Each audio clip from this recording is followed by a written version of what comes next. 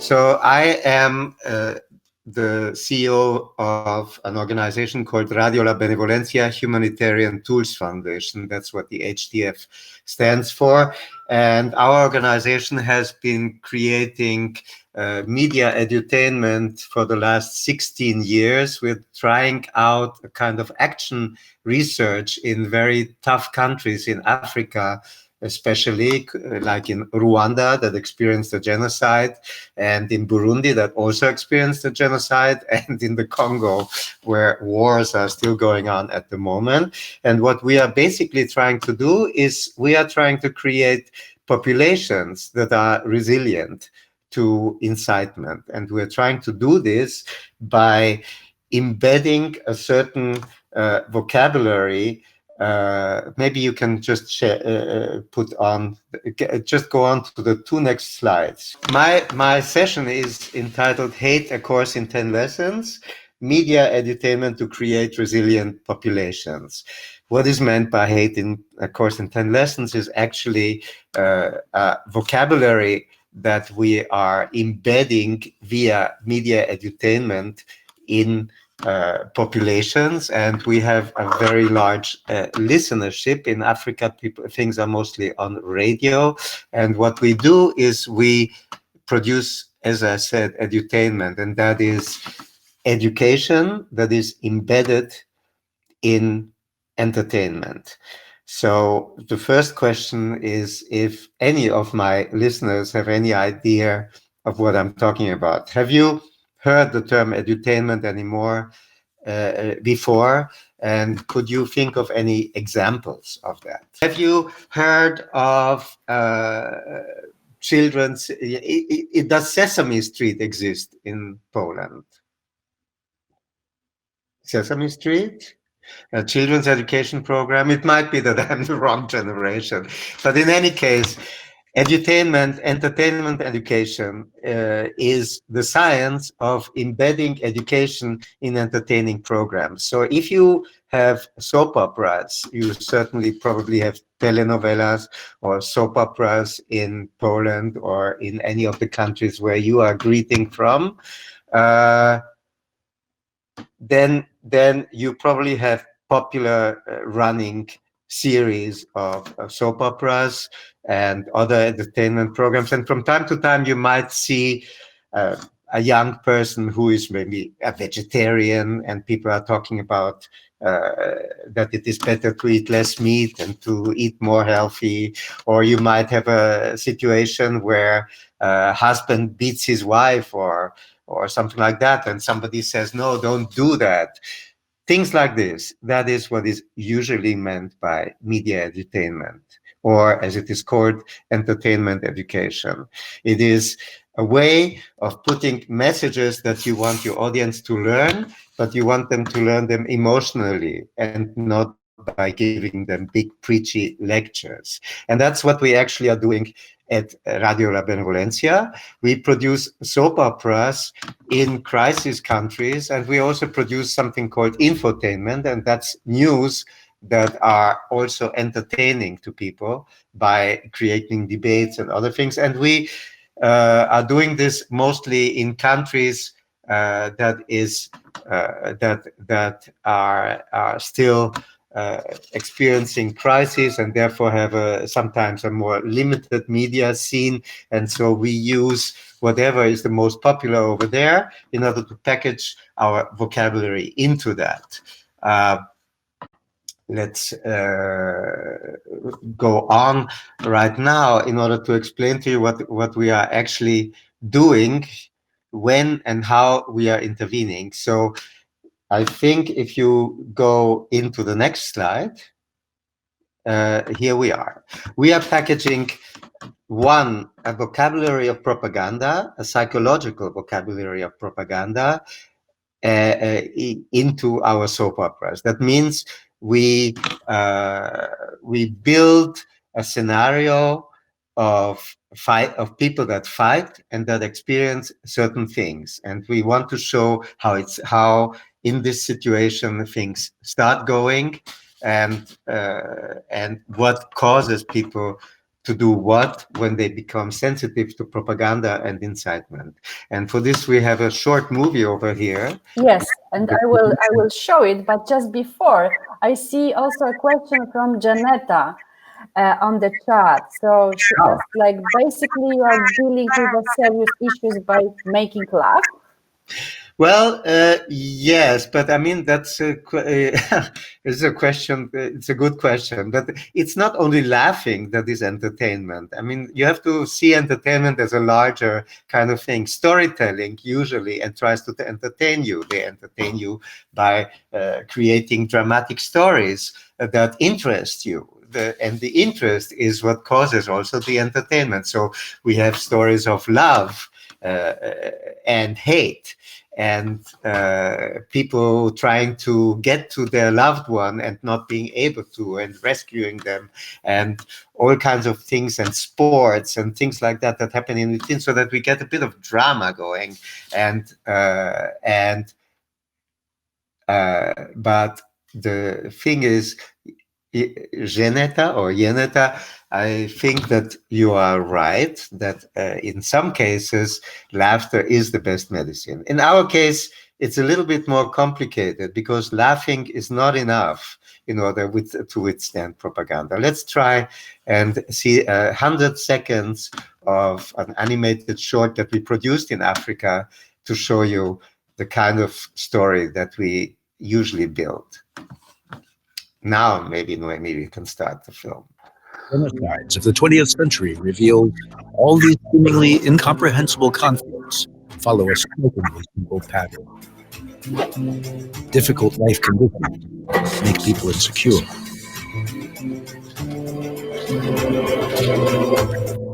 In search for security, individuals seek the comfort of a group. The group looks for deliverance of their problems, unhealed wounds of the past, and lead them to scapegoat another group. Those who are the loudest in scapegoating another group often become the group leaders. The leader creates a vision of a better life and presents the other group as the main obstacle to its fulfillment. The scapegoat is devalued more and more, leading to acts of violence. Hurting others make people feel bad or morally wrong. To feel better, they justify their actions by changing their moral beliefs. The more witnesses to all this remain passive, the more the perpetrators are affirmed in following their path. Hostility and violence increase. If war breaks out on top of this, it may lead to genocide.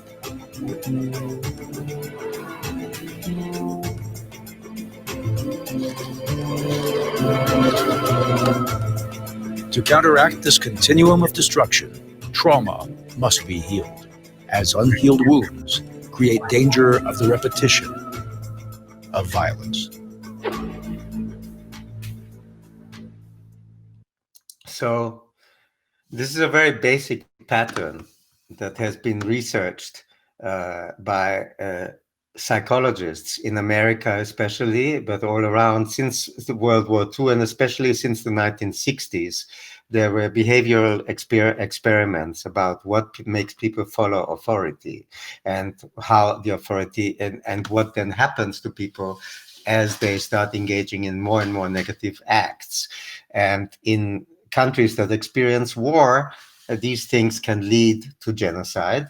The examples for this are very simple. I mean, in Poland, and I think altogether in Eastern Europe, still the memory of World War II is very much alive. And if you look at the beginning of what happened in Nazi Germany, you see a period of insecurity after a traumatic loss of Germany after World War I, and people starting to look for groups because they were looking for security. So they looked for their political group, for their ethnic group, in order to give them more security and also more positive identity. They felt really bad. And so somebody came and said, it's great to be German. and it's and actually our current terrible economic problems are because of an old enemy that you know. And this person, Adolf Hitler, referred to a tradition of anti-Semitism that was very present in Germany, and so he could there was a sort of unification around one common enemy. That's it. And then as people started to discriminate that so-called enemy, they started to become, these things started to become more and more violent, and Nazi ideology came as a great help for this when people started to feel bad about this. So that's just in order to give you one example of the continuum of violence in operation. Another example is Armenia in World War I, where the Turks got murdered in a genocide. No, the Armenians. The Turks murdered the Armenians in a famous genocide in World War I, when there was a period of insecurity in World War I. Then you have other genocides during the 20th century in Cambodia and in Rwanda and in Bosnia, and all of them followed this kind of similar pattern. Now, why are we talking about this right now? We're not in front of a genocide, are we? We are experiencing societies that are polarizing more and more, and I'm sorry to say they are experiencing the beginning of this continuum of violence. And what we are trying to do is we are trying to tell people, hey, this has happened before. You can relate to this by seeing a story that has got just entertainment value. Our stories are always fictional. We never say to people, you are doing this or that. We're trying to get people to understand how this is happening in other ways. And we are trying to get them to stop it, to stop the continuum of violence from evolving, this continuum of fear driving you into looking for your own group, your group not knowing where to go. Then somebody tells them there is one, watch that enemy, and then everything will be all right. You might just recognize this in your own societies. Would you see any similarities actually happening around you right now, wherever you are? Because we are going to continue talking about how to embed this kind of thing in order to deal with our current problems. So one more question to you guys. Anybody think that this reminds them of something in what is going on around us right now? And please feel free not only to write, but please feel free to talk. It feels very lonely when one is giving a presentation. It's really nice to hear other voices.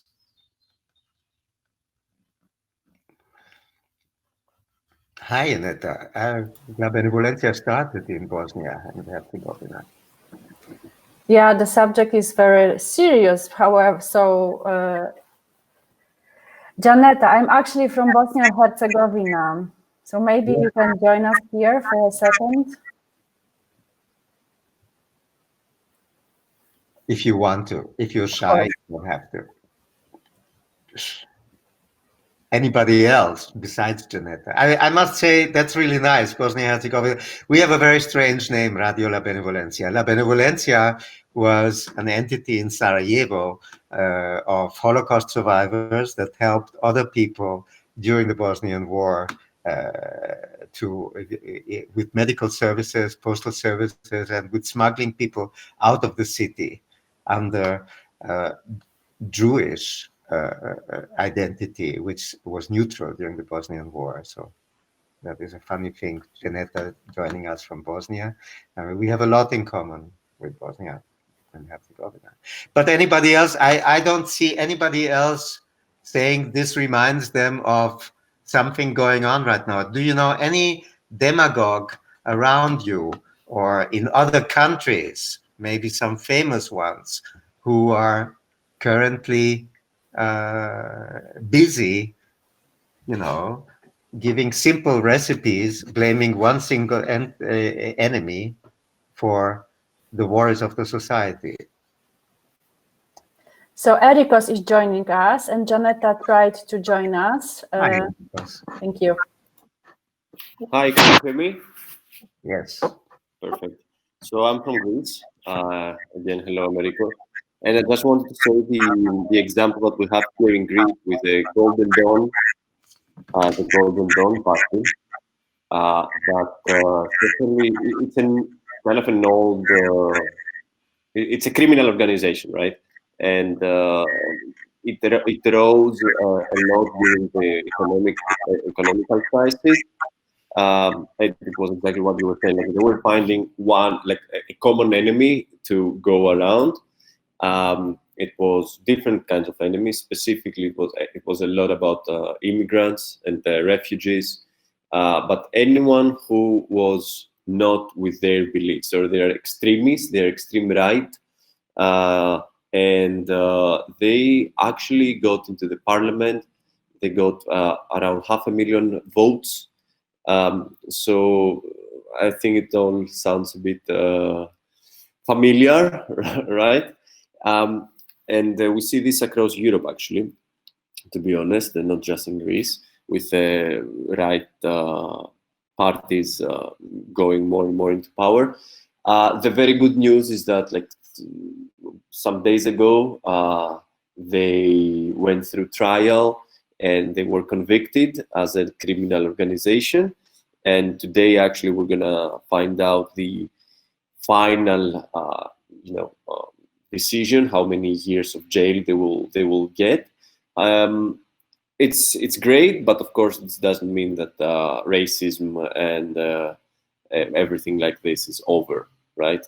It's a great action that some of them are going to jail. In fact, one of them will probably go for life because he murdered someone who had more murders from their side. But it's exactly what you said. We saw that like very lively in our everyday lives. They were pretending, to be the helpers of people, of Greek people. They were doing like food during the crisis, especially like food, free food only for Greeks. They were murdering people that were not with their beliefs. Even Greeks, like one of the people that they murdered was a Greek person that he wasn't left-wing supporter, but still because he wouldn't agree with them. And a lot of refugees attacking. So yeah, that's the story here. But good news that at least they got convicted. Thank you, Eric. Okay, Noemi. All right. So, Erikos, that's really great. Let me stay here for a moment because I mean we also worked with in Greece with the University of Thessaloniki actually for a while, and I know the Golden Dawn thing. But can I ask you what happened? Because it looked for a while like the Golden Dawn was going to become more and more popular. Because and again, if I can refer back to our continuum of violence, so great insecurity happened in Greece, economic insecurity happened in Greece together with the immigration with the refugee crisis. And at the same time, you had this feeling that Germany and other European countries were denigrating, humiliating Greece in some way. And I think, as far as I read, this really helped the Golden Dawn a lot to say, hey, we Greek people have to be proud. So what actually happened so that the Golden Dawn got accused? That suddenly, can you name one single incident? Because we don't. Yes, I think the main incident, the single incident, was the murder of Pavlos Fikas, the left supporter. That they murdered him, and then it was, this became very popular, and everybody was like in the streets talking about that and supporting. But they need to go to. They need to get convicted. So this was, I think, this was like the main, one thing that happened. Of course, it was not the only one, but it was very. It was a significant time, which is sad because having like to have one person murdered in order to understand and to start doing something. It's not an ideal situation, of course.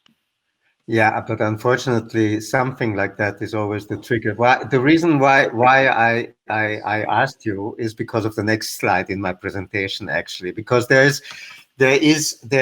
and I see Magda is drawing a theme, giving us an illustration to what we're doing. That's really very nice. Thank you very much. So, great insecurities lead to violence. The continuum. Wow. I think that we have to contact each other, Magda, afterwards so that we can use this talent. Thank you so much. So let's go on here 1 second, because yes, great insecurities do lead to violence, but what can we do in order to stop it? And that is, you see, in our when you're listening to this speaker, in our methodology, we name specifically really what we want is people to stop the whole sequence. Yes, the whole continuum. There's only really one thing that happened, and that is exactly as you said in Greece, that people start talking, and somebody starts saying, "Hey, this cannot go on," and that's where the active bystander comes in. And I would like to explain this term of active bystandership by one short. This is a 3-minute film, but we will try and shorten it. Another sequence about an event that happened that led researchers to coin the term passive bystandership. Let's just try and start the following film again. New York City. If you were unfortunate enough to be the victim of a crime or taken ill unexpectedly, you might think that surrounded by all these people, someone would intervene. After all, isn't there safety in numbers? Psychologists say no. Research suggests that often a victim is less likely to receive assistance when surrounded by a group rather than a single bystander. When people are in a crowd, it's easier to pass the buck. It's what psychologists call the diffusion of responsibility. Liverpool Street Station in London, a busy thoroughfare for commuters. Unknown to these passers-by, Peter is an actor.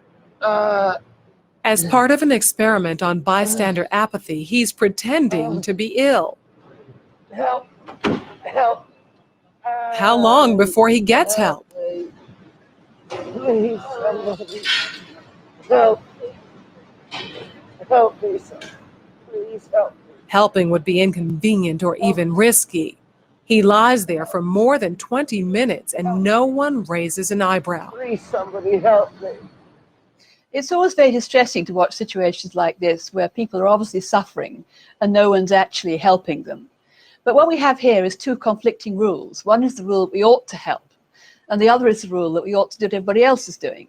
And here you have effectively a group of strangers who are exerting the pressure not to intervene, not to help. And it's very difficult to rebel. Ruth, another actor, takes Peter's place. How long before she receives help?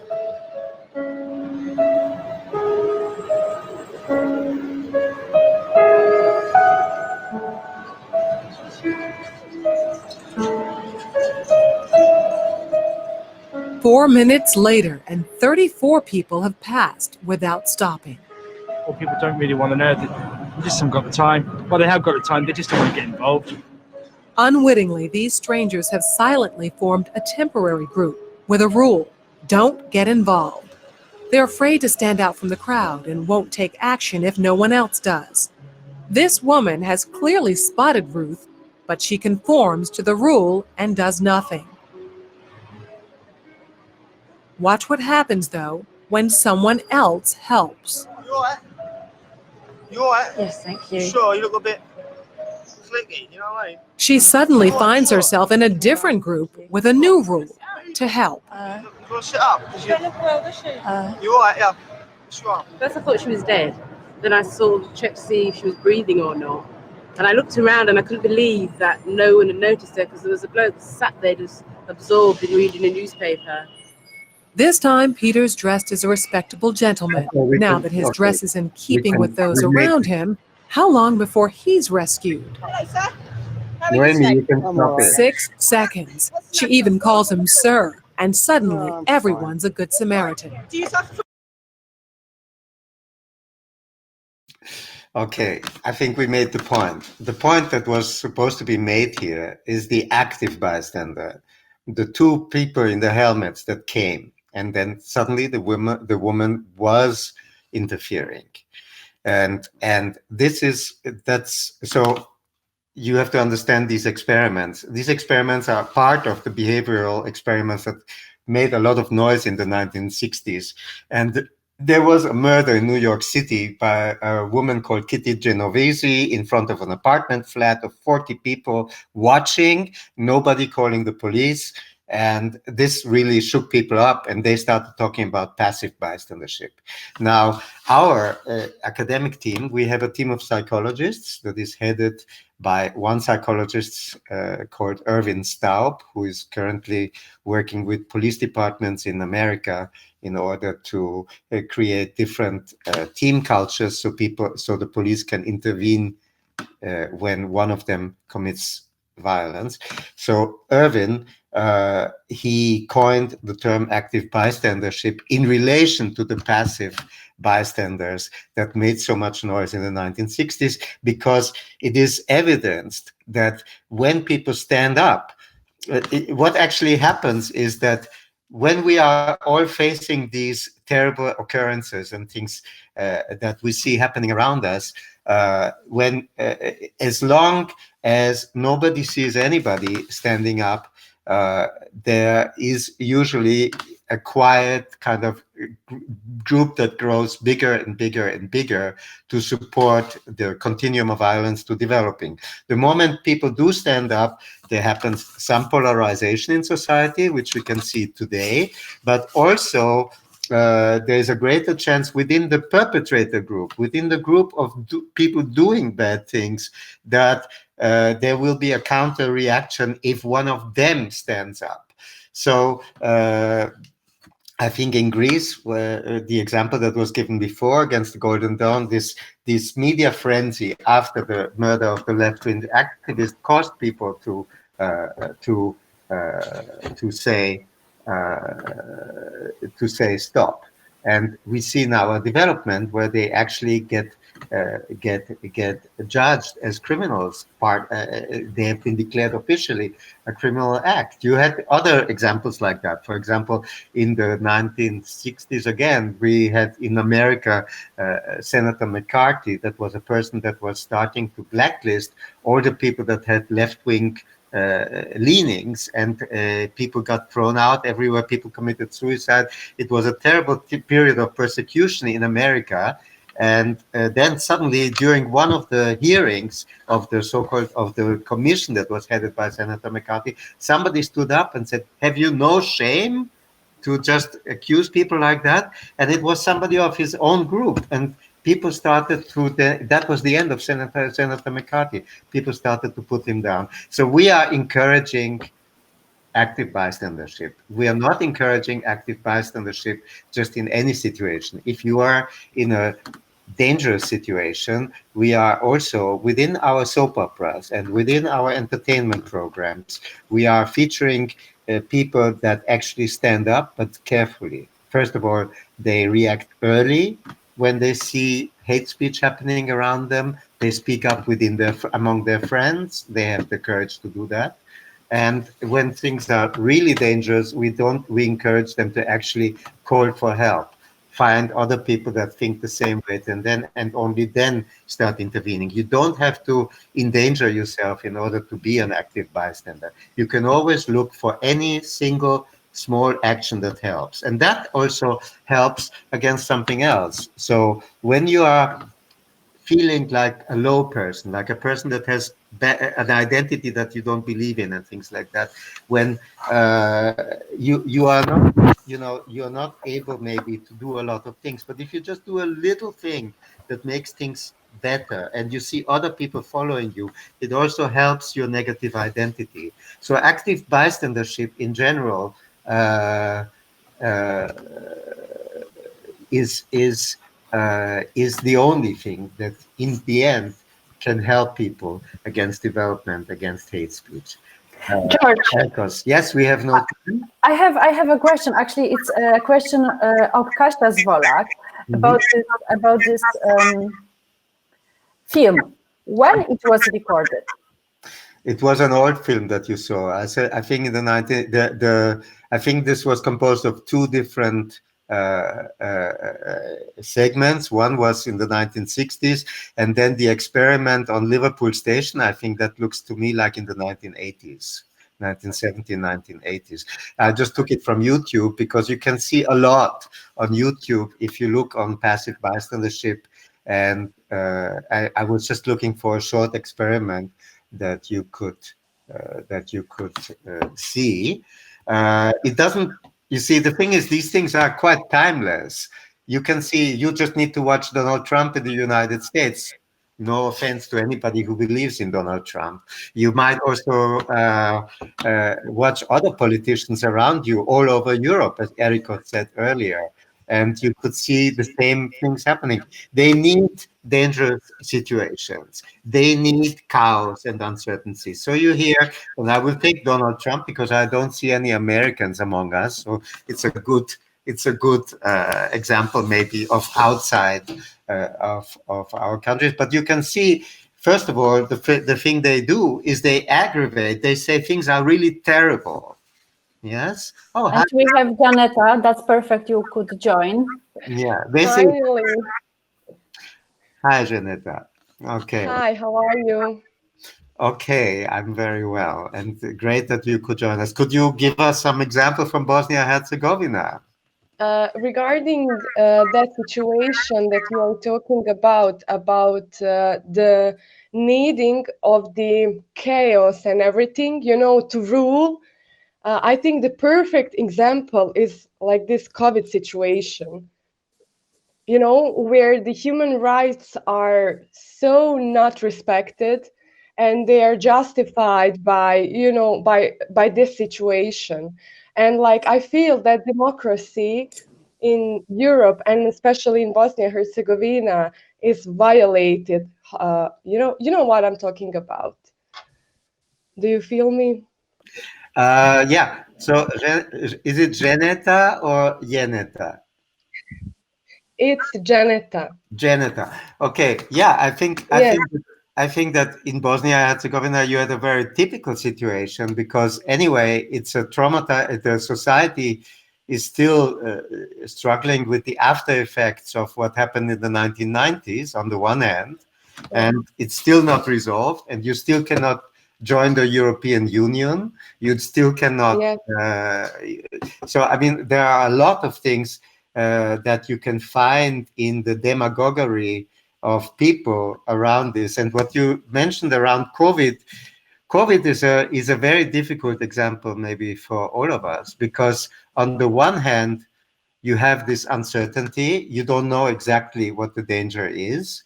And on the other hand, you have politicians that are using it, as you say, in order to stifle democracy. So on the one hand, we would really need some certainty. Yes, you would really need to know what to do and what not to do. And on the other hand, you see people taking advantage. But it's very good if you are aware of this. Yes, yes.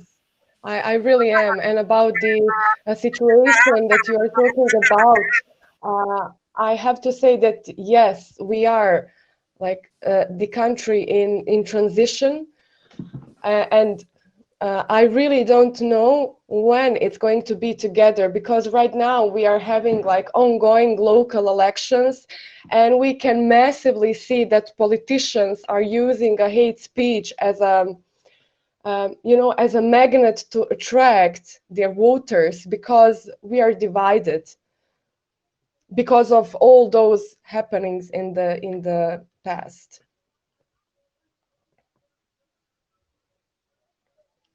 George, I think that your mute you microphone. Yeah. Yes, is muted, so please. and I think nobody knows what to do really in this situation, what the proper things are to do because of the division in your society. Who do you believe, Janetta, when you want to believe somebody? Unmute yourself. Me, yeah, yeah, I will. Right now, you are asking me like a private question in who I believe, or No, not. I like didn't mean. generally? Yeah, I don't ask your political orientation. In generally, No, no, when you're no. looking for Yeah, security. I understand it. Yes, I'm a law student, so I believe in the law system, in a rule of law. I think that the rule of law is very important in every country in the world, especially in Bosnia Herzegovina, because our law system is, I mean, our laws are good. They are written good, they are promoting good and everything, but they are not implemented good because of the rule of law system. And I think that we should improve the respecting laws more. George, I think there's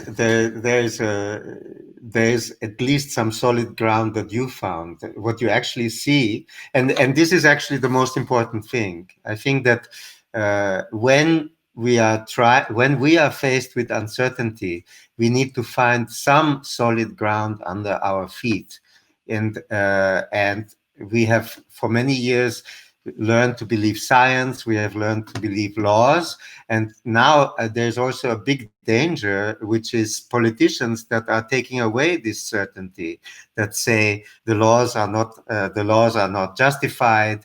I don't know if it about Bosnia Herzegovina only. I can talk also about America. Unfortunately, some Polish visitors might also recognize a little bit about that, and some Hungarian visitors, and some Greeks, and some Ukrainians, and some Russians, and some Italians. Let's not forget the West, and some Austrians.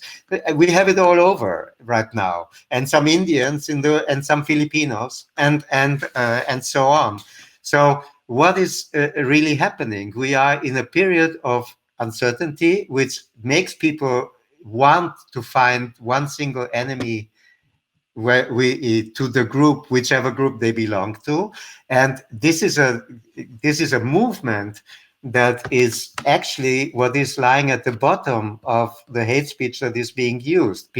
When people don't know what to rely on, they are really happy for somebody to present them with a solution. I think in some strange way in Bosnia Herzegovina, the division is in some way lucky because you don't have a single enemy. Each group talks about the other group as enemies. Yes, or maybe not exactly, but I'm trying to be quick here and give general pictures.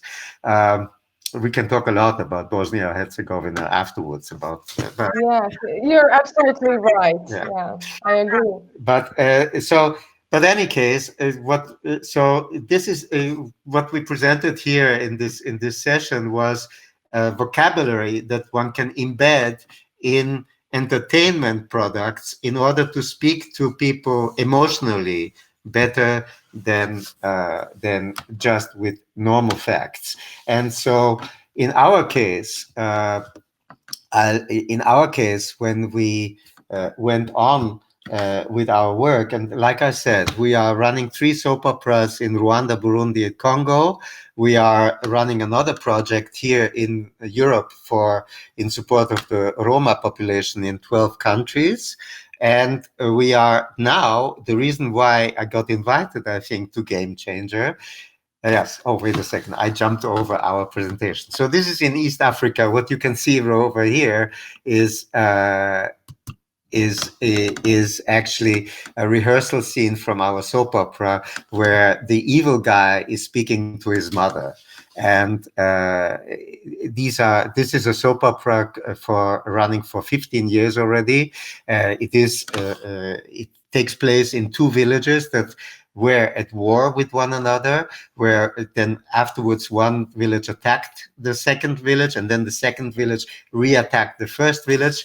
And in both villages, some young people started to say, hey, there's something wrong with the way our leaders take advantage of the problems we have, and they started rebelling against it. And the process of reconciliation happened that constantly gets disturbed. And so the soap opera goes on and on and on, just telling people, hey, when you get insecure, you have to be aware of your insecurity. When you are aware of your insecurity, you might just watch out which group you want to join. And when you are in the group that you want to join, you might watch out for people taking advantage of the group's insecurity to tell them to do bad things. And once you start doing bad things, you have to watch out for yourself, because one evil act doesn't need to stop you from trying to become better again. You can go against that. You can be an active bystander. I think, Noemi, you can go to the next slide. That's our Roma project, I think, just to illustrate that one. And then afterwards, we get to the gist of this discussion. So our Roma project, TechSoup.eu, actually tries to do the other things. We constantly try to influence people that are in danger of being perpetrators. And there is something strange about that sometimes when you are trying to actually help victims. And so we made a project to support the Roma population so that they fight for their rights. And we do this by reminding them of what happened in World War II to the Roma population, the genocide of the Roma. And we encourage them to unify their leadership so that they are able alone to fight for their rights instead of waiting for other people to help them, which for the Roma happens to be one of the situations. But back to us. The next slide, please, Noemi. Yes. Like I said, when we had done 15 years of action research of soap operas that teach how to act against the development of violence in Africa. We evaluated that. We had some incredibly positive results actually in that.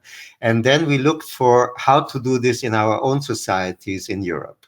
And when we did that, we looked first of all at who do we target, because defining who your target audience is when you want to do against these developments something is really the most important thing, and to get as clear a picture of how you can speak to your target audience. And so because there is research that showed that especially in jihadism, people were using game chat forums to communicate and to recruit other people, the conclusion to that was that radicalizing youth, whether it is Muslim radicalizing youth or whether it is right-wing radicalizing youth, usually seems to be playing games. There are 2.5 billion gamers around the world. Yes, so I think if our target audience is only a fraction of that, and we can publish a game that deals with this target audience, we believe that we can do this. But our big problem in doing that, I cannot show you the game, unfortunately, because there are massive security issues attached to trying to reach this target audience. A radicalized target audience is an audience that is, especially if they are online, they are very sensitive to what you want to tell them. They can smell if you are a do-gooder, a left-winger, somebody who is trying to make them better and counteract what they say. And they deeply believe in their conspiracy theories, and they deeply believe that somebody is to blame, and they will believe that you are to blame if you are trying to contact them. So what we had to do is we had to design a game We are in the process right now of developing the game, and we have started to produce the first scenes of the game, but I can unfortunately not show them to you because this is an online event and it cannot be, and this happens to be a game that will be ready at the end of June next year. And when it goes in, it has to be a surprise to the audience. But what I can talk about is the messages that we put into the game. Noemi, shall I ask the team something here about this? You are in an event called Game Changer. It deals with gaming. And have any of you already started thinking of making games in the framework of Game Changer? If not, we can help you around. So one of the things when you, oh, hi, Magda is still drawing. This is really nice. Magda, are you in Hungary by any chance? Arajni? I can tell you, George, that Magda is actually in Warsaw. Oh. And Magda illustrates different sessions. So our participants will have a takeaway, like wow. The summary and the best quotes and some, you know, checklists handy. Okay, fine. All right. Well, okay. And I think we might give our participants like a second to think about whether they plan to run a game or not, and they can put this on the chat. A few minutes of silence. So the question is, George, if you can refresh. Are you is my audience here an audience of people who have been thinking about doing games in order to change perceptions? One thing, and that is gaming for behavior change is not a fixed science. It is something that you are witnessing the developing of as we speak, actually. And all of us, me, you, actually are contributing to it. And I can only tell you about our experiences as a learning experience that we are having right now. So I would say, okay, let's go again to the next slide, Noemi. So challenges and issues when you're doing that. The first challenge that I put on is reaching the target audience. Again, you're talking to people where the target audience for us, at least, was, and it might not be the same target audience for you. Our own target audience in the project Gamer is, I think, stay on that one, Norman. Thank you. Our own target audience are people who are already vulnerable to radicalizations, especially right-wing radicalization, which is really at this moment, we believe, a more fundamental political problem than jihadist violence. Why am I saying that? Just very quickly, jihadist violence is associated with terrorism. Terrorism works on the acts of a few people who are supposed to influence whole societies with fear and other things. Those can be singular incidents. When you are talking about Europe right now, you're talking about political changes that are happening to whole segments of society. And since jihadist violence is addressed to Islamic or Arabic, I don't know, these are controversial terms, and we all want to take religion out of this. They are addressed to immigrant groups most of the time who feel insecure in their shoes and who want to have a positive identity. Now, right-wing violence is mostly addressed to the societies that are hosting the immigrant groups and that are in danger of marking these immigrant groups as the main enemy, yes, or any foreign groups, any outsider group is classified as the main enemy. And that way, people have a chance of addressing a lot more people than just an immigrant segment of society. So reaching this target audience is a big problem because they can sort of sniff you out. They can, like I said, they can recognize, oh, you want to change our behavior. So we have to design a game that speaks the language of this target audience, first of all. Because of that, we opted to do a violent game.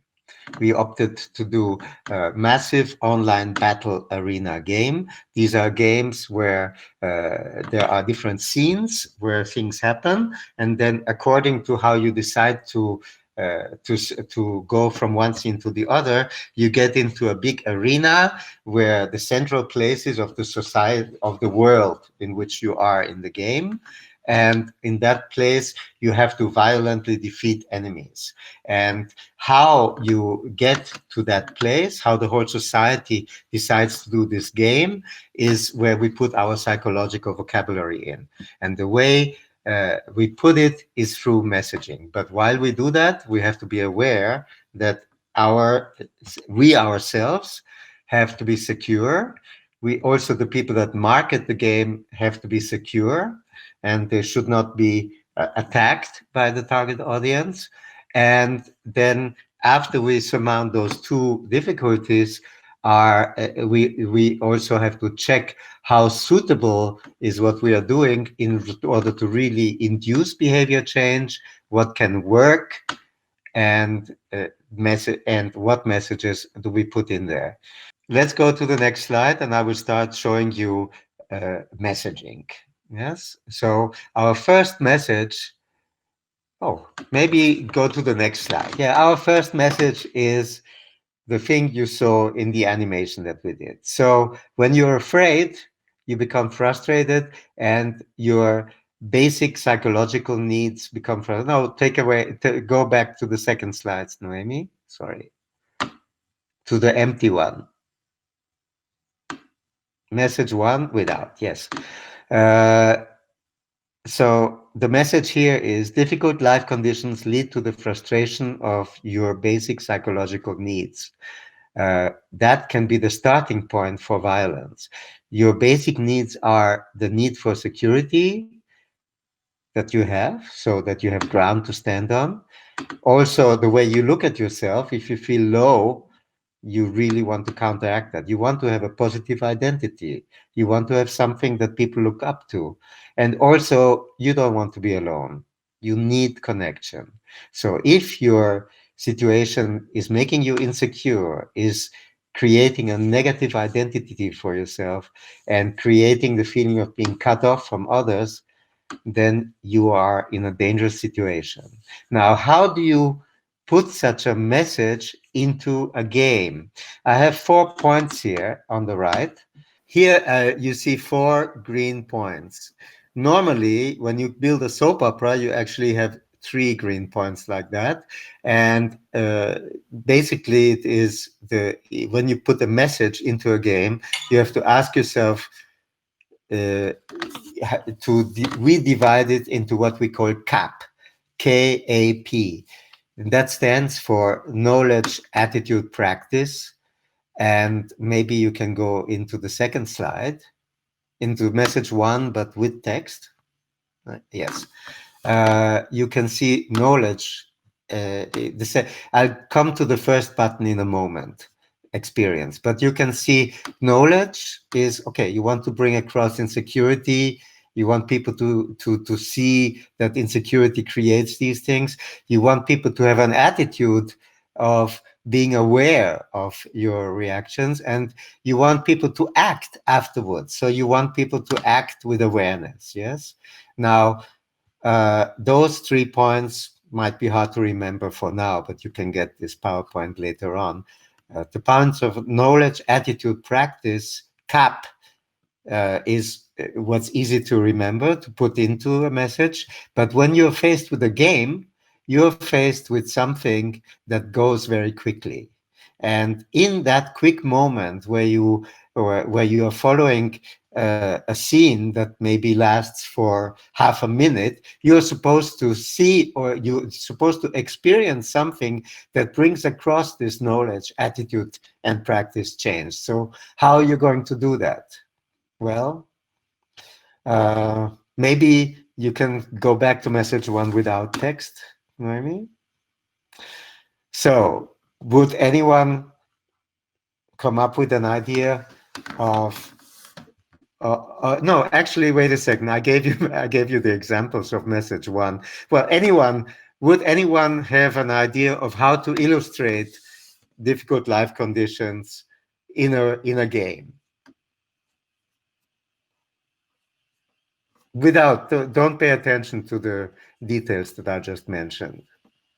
You have to illustrate fear in a game. You mean like, I will share my screen. George, so let me better understand. So you mean like I enter a game and from the beginning, for instance, I have a limited number of resources, of points, of talent, or I have to deal with some fear. This is the you enter a game, and usually what actually happens is that the game framework itself creates insecurity in you. Yeah, so that you have to live. You go. So in our case, we enter a different world. In the game that we are currently producing, we enter a world on a different planet, and that world is composed of 2 ethnicities that have been fighting with each other in the past, but then have achieved some peace, and it's based on some energy that is coming from somewhere, and suddenly the energy stops and things fall apart. That's what's happening in our world. But let's say we are creating a different kind of game, a group game, yes, where 4 of you are standing together and you are dealing out cards, or you are saying we are now in a different environment. Would you have any idea of how to create that in terms of insecurity? If not, then we'll just go on and I'll show you how we do that. And Kian has a question. Do you know a game called? Of course. Okay. I don't. Right. It's a classic insecurity game because you have to survive against all the others. Absolutely. In Fortnite, you fly into a place and suddenly you have to eliminate all your other partners in order to gain the security of being a single survivor. So, but Fortnite is already a battle arena itself. Already, you are already in a place where you have to survive. So that's good. But normally, I would suggest that you should, first of all, I think there are some variations of Fortnite also where you can choose your team. Yeah. So first of all, if I would be in that situation, I would want to be in a situation where I can choose my team. But I think in terms of seeing the insecurity, I think that's pretty good. You're flown into a planet where battles are going on and you have to do it. Do you guys know any other? Maria has a question on the chat. Does insecurity decrease radicalization? No, that is a misunderstanding. No. So what we are trying to show is what you are faced with in order to then you have to decrease radicalization. So insecurity increases radicalization. It is a starting point for radicalization. Do you agree, Maria? Anyway, that's I think it does, because otherwise you wouldn't have asked the question. Of course, that wouldn't make sense. Insecurity does not decrease radicalization. It is the starting point for radicalization. And what we wanted to show in message 1 in our game is, hey, because games are are things that are trying to make you experience things. So if you go to the first slide, yes. Noemi, I think the slide with text, message 1. Message 1 with text. Yes. So what we are saying is we need to create an environment that creates insecurity in order to show people that they have to be aware of their own insecurity because of it. So and then you need to know it as the beginning of radicalization. Let's go to message 2. So again, message 2 is in response to difficult life conditions, individuals tend to turn to groups for positive identity, security, and connection. Scapegoating. Is everybody familiar with the term scapegoating? Can anybody tell me what scapegoating is? No. Okay. So, okay, a lot of no's, and from Greece we have a yes. Fine. So, scapegoating comes from the Bible, actually. There is a scene somewhere in the Bible where a goat is being made ready, and it is, yes, and it is sent out, and people make some rituals around it, and it's sent out into the desert in order to take all the sins of the people with it. So that's an escaping goat, a scapegoat. And it means, like Ekaterina says here, blaming someone for the insecurities that are happening to you, blaming someone for the bad things that are happening to you. And it helps to know the goal where we want to arrive to. We have a motto called attack problems, not people, you see. That is where we want to get to. In the insecurity and in the failure of our systems, we want to find some safe ground. We want to find some other people who help us find some safe ground. And we want that safe ground to say, hey, there are basic problems we are facing. It's not that simple. There isn't one single enemy that is to blame for that. And I think that there are, before you start reacting to that, in a war situation, there is a single enemy. But in a peace situation, when things start falling apart, societies are far too complex for one single enemy making them falling apart. And therefore, problems need to be looked at, first of all, and then thought about of how to solve them. So let's see what we did with message. So what I'm explaining here is the messaging process. So there, we want people in the game to experience the fact that they need a group. They need somebody. They feel alone. They need somebody. Now, who are they going to decide to join? Are they going to decide to join a group that is telling them, I blame somebody? Or are they going to decide a group that says, hey, let's look at this problem a little bit more closely? We need a bit of knowledge for that. Ideally, we would package into the mechanism of how we would play. We would package this thing that, hey, we have a reflex to look for a group. That's natural. There's nothing wrong with that. But the issue is, what group are you going to choose? And that's the attitude that you have to have. Hey, I better choose a group that is critical, that tries to get to the bottom of things. And then as a practice, you join that kind of a group, and you're constantly aware that it can be misleading. And you don't, but basically, many times people say, oh, act morally right, act ethically right, do the right thing. And that just doesn't speak to people who are already aggressive, who are already so frustrated that they want to deal with, that they want to. So therefore, it's often helpful to say, why don't you wait, let's not waste our energy. We're going to the wrong thing. We have to solve the problem. That's where we're trying to get to.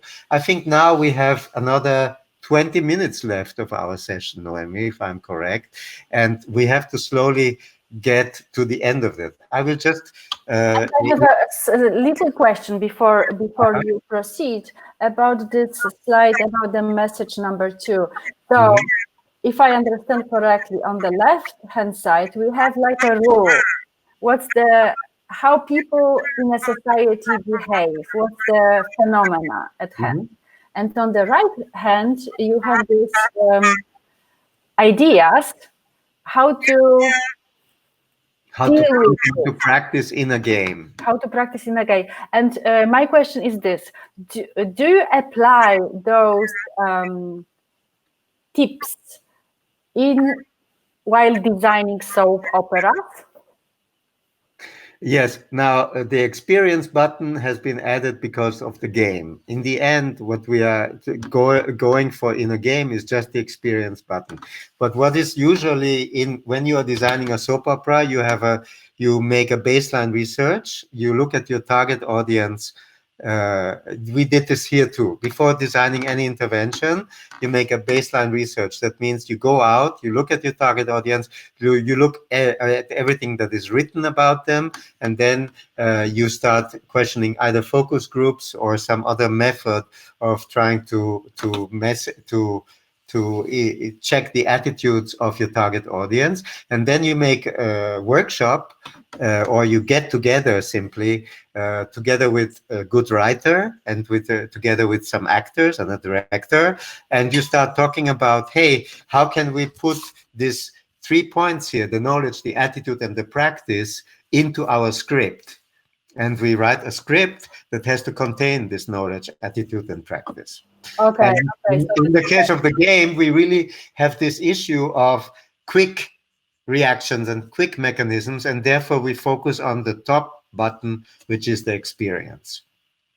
And I think let's just go through the simple, let's read this question. What happens if your audience lacks critical thinking, emotional intelligence, and self-awareness? Wouldn't creating insecurity in a game then reinforce yes.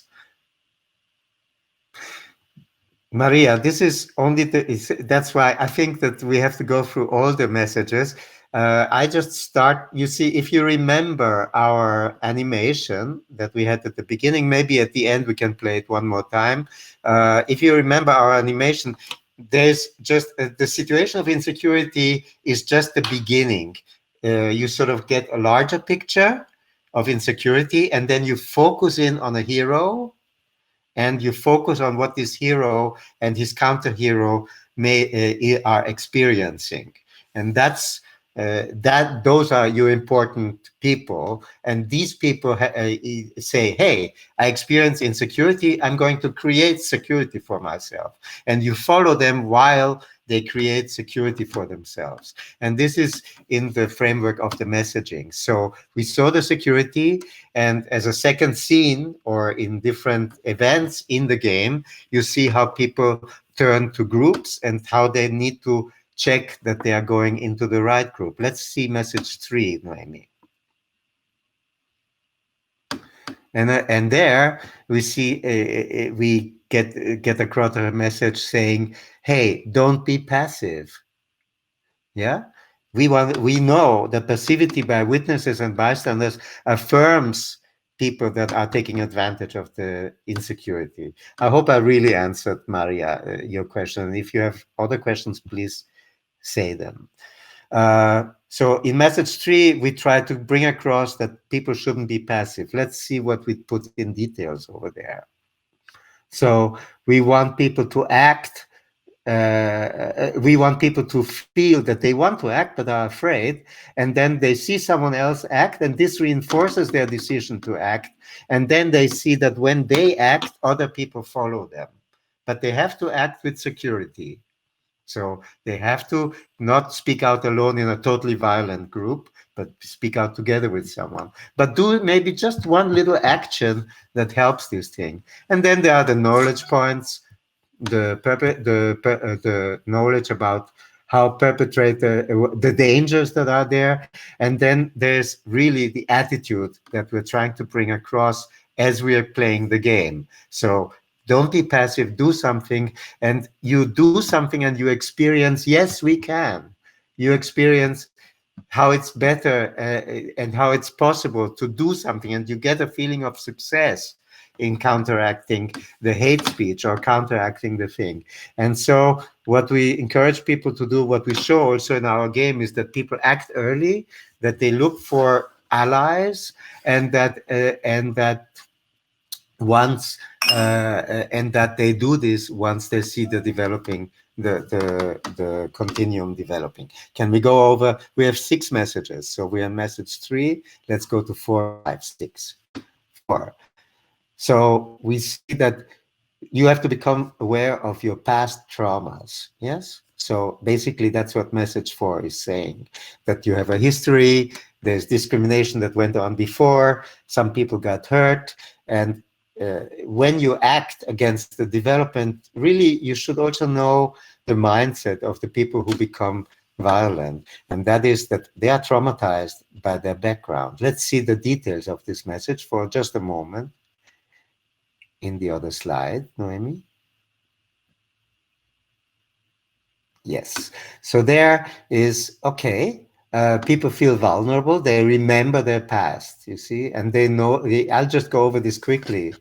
They have knowledge, they gain some knowledge about, yeah, oh, this is just like in the past. They have an attitude that watch out for these kind of reflexes. I'm traumatized. I know, wait a second, I don't want to go towards the other person, but actually I think that I have to come over this. The other person is human just like me. Let's go over to message 5. Noemi, next slide, please.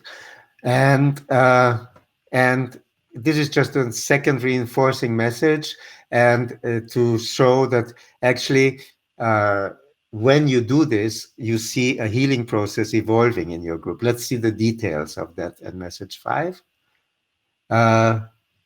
People experience the fact that actually they had some reticence, they had something keeping them back, and they still acted. And this really reinforces the things they have learned. What they have learned is that a whole continuum is unfolding. It's not just one thing that is happening. Some whole process, an automatic process has developed, and they are sensitive to it, but actually they have, in practice, they see that they can stand up against it. And finally, in message 6, let's see, we see constructive leaders. We see different kinds of leaders emerging in our game. We see different kinds of leaders that affirm the humanity of all groups and focus on positive visions that can still happen, and not just talk about doom and gloom, and not just talk about eliminating one side of the society, or one side of the laws of the society, or one side of the ethnicities, but not just doing that, but a positive vision for things as they are that can be built on. And that's where we really want to get to. And then in the end, we have really our motto of, I didn't put it here, I think it's actually not in this slide, it's maybe in the beginning, about let me just see my PowerPoint. Maybe it's attack problems, not people, is really the one motto that we want people to take away from this. Yeah, I think that's it for my presentation, and the floor is really open to questions from you about this right now. And in terms of your campaigns, or in terms of maybe doing something in your group against the developing polarization in all of our societies, what opportunities and challenges would there be for using this vocabulary of insecurity, fear, the in-grouping because of that, the need to move, the need of a group to have an enemy, and how to define a better enemy, the problems rather than the people, and then how one can actually become self-conscious that one can do something. Would you think that it is possible in your framework to do something like that? Noemi, would you think that in your framework, you sitting there in Warsaw, in a society that is beset by problems, would there be any such issues? I see Kian. Yes, I see Kian comment. Yes, Kian is an avid follower. So, what if an in-group joins the games together and does not want to be with others? I think that you're talking about a problem that is, in general, the big problem. The big problem is, even when you make a game that is trying to make things better, you're talking to a group of people.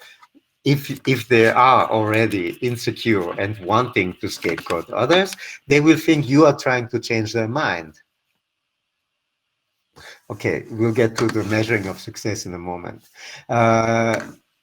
They think you are changing their mind. So it is really important to approach, to create a game that does not really talk about the other people. That is why it is important to be in a virtual surrounding, and in a surrounding that does not your society as people can recognize it, but to do something really virtual, two villages, a love story, or a group mechanism that is happening around.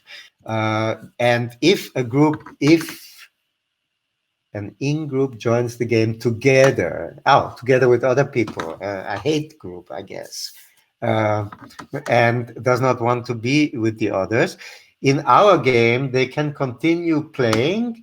And because we try to not be too obvious, they can even score points still with hateful messaging, but they will not solve the problem of the society that we are demonstrating.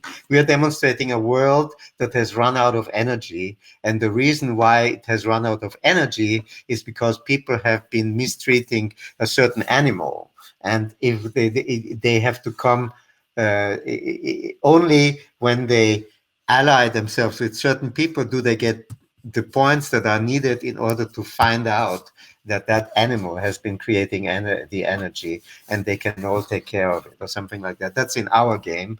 But the answer to you, Kian, is that, okay, you got it. Oh, all right. You try to move sideways. You try to not talk directly, and you also let this in-group do certain things, but you don't let them win the game completely. But you let them win for a while, and then other people will win really. That's the whole thing. Okay. Thank you, Kian. And now to Erikos. How do you measure the success? We are in our game. There are different ways of measuring success, especially with online games. There we have possibilities within the game where you can see how many people play when you are online.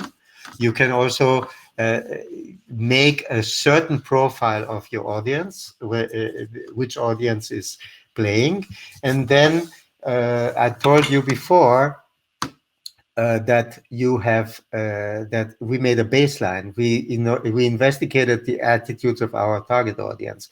We then go back to that baseline, and we make people play the game for a certain while, 5 times exactly, actually, which is a normal game playing turnout until you get to the solution of the game. And then we check their reactions, what actually provoked them to change certain attitudes and what did not provoke them. And we relate to our game as a prototype game that has to be developed further based on those reactions. We also have a neuroscientist who measures the brain waves of the gamers in a laboratory, and that is a very sophisticated thing. But basically, you can always create a focus group where you check the attitudes among the gamers that you want to play with, and you then make them play the game, and then you check again the attitudes, their attitudes after they've been playing the game. So I put on the chat the link to your presentation, George, because I see this as a recipe, like something like a set of rules that we can think and follow while designing a game or putting together a scenario for a soap opera. So please access this presentation and download it on your own computers. And what else? And you, George, you mentioned that you know a scientist who is measuring the brain wave of a player. If you can drop me a line, I will be very happy to share this name with the participants as well. Nobody has any questions. Does this mean that you found it adequate to what you might be doing? I mean, if nobody has any questions, it sounds like, oh, everybody thinks. Doesn't anyone disagree with the whole continuum of violence and with this whole method? Do you think, is there nobody who thinks that this is total hogwash that actually, hey, you cannot really influence behavior in this way. Nobody disagrees. We really need discussion. Thank you, Kian. I think it's true. It is complex because, of course, you're talking to a practitioner who is doing this in a large scale, and we are all individuals here who then think, okay, how do I, in my environment, how can I create some smaller scale things, maybe with less messages? But I'm very excited to participate in the Game Changer Camp thing, because you guys are all getting together in order to make change. So it would be really great if we get more ideas of what one can do, maybe with games, maybe with soap operas, maybe just with a song, maybe just with something else.